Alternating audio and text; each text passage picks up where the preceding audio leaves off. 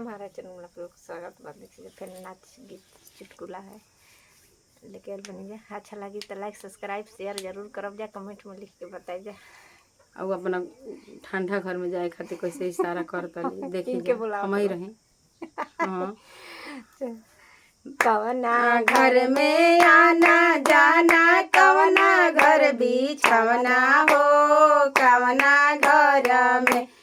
हो, कवना घर में पियवा सीटी मार बोलावे हो, कवना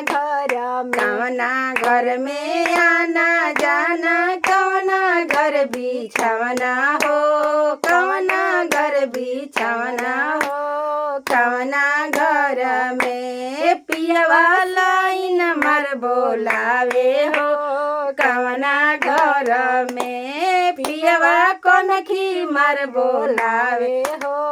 कवना बड़का घर में आना जाना छोटका घर बिछवना हो, अरे छोटका घर बिछवना हो, ठंडा घर में पियवा सीटी मार बोलावे हो, ठंडा घर में पियवा कनखी मार बोलावे हो, ठंडा घर में पियवा लाइन मार बोलावे हो, ठंडा घर में